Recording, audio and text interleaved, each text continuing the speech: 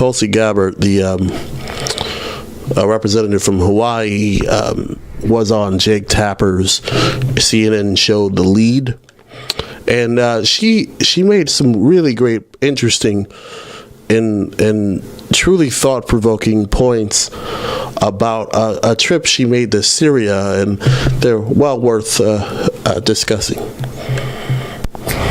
I'll tell you what I heard from the Syrian people that I met with, Jake, walking down the streets in Aleppo, in Damascus, hearing from them.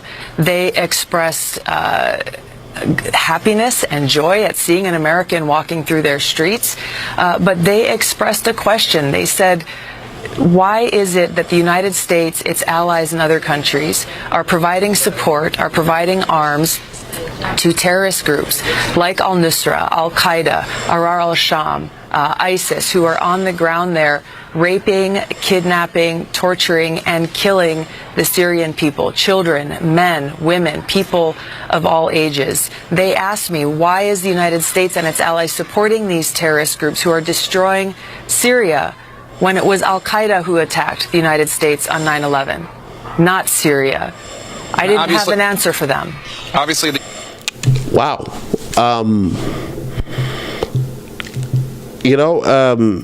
There are moments where just about anything goes in American politics, and this is certainly one of them. You typically don't get a congresswoman coming on national television and just dropping truth bombs like that. It's a question that we all should be thinking of. Why did Obama and Bush decide to take us in this direction where we are now supporting those who attacked us? It's bizarre thinking and behavior if you really think about it. The United States government denies providing any sort of help to the terrorist groups that you're talking about. They say they provide help for the rebel groups. Tell us more about... The reality is, Jake, yeah. The reality is, and I'm glad you brought up that point, because this is an often talked about thing by people like Adam Kinzinger and others saying, well, we've got to support the moderate rebels. Every place that I went, every person that I spoke to, I asked this question to them.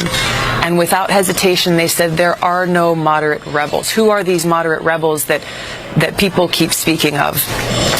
Regardless of the name of these groups, the strongest fighting force on the ground in Syria is al-Nusra or al-Qaeda and ISIS. That is a fact.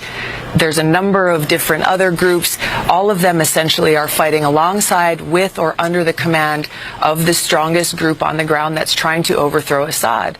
The Syrian people recognize, and they know, that if President Assad is overthrown, then al-Qaeda or a group like al-Qaeda that has been killing Christians, killing people simply because of their religion or because they won't support their terror activities, they will take charge of all of Syria. This is the reality that the people of Syria are facing on the ground, and why they are pleading with us here in the United States to stop supporting these terrorist groups.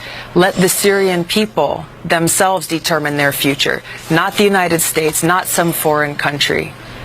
And we've been showing video of your trip, from your trip. In the minute we have left, tell us the most striking image you have from your visit to this war-torn region. Yeah, Jake, you know, the destruction is very real, both on the physical buildings and the things that people have gone through, looking into their eyes and hearing firsthand from a girl who is now 19, but who, when she was 14 years old, these rebels that people say we should continue supporting, they came and kidnapped her. They raped her multiple times. They killed her father in cold blood right in front of her and her little brother. All she is asking for, literally, is for the United States to stop supporting these so-called rebel groups, stop supporting these terrorists, so that the Syrian people can begin to try to get back to some semblance of normalcy in their lives. Congresswoman Tulsi Gabbert, Democrat of Hawaii, thank you so much. We appreciate your coming and telling us the story. Thanks, Jake. It's interesting. Jake Tapper has rarely looked more unnerved. Tulsi Gabbert gets a gold star from me. The concept of a moderate rebel is bizarre, and and it has always felt incredibly fictional, and I'm really proud to know that a congresswoman, especially a congresswoman of color, is out there telling the truth about what's going on here, and I just hope this doesn't cost her seat. I'm glad she's out there screaming, because we need more people like her doing that.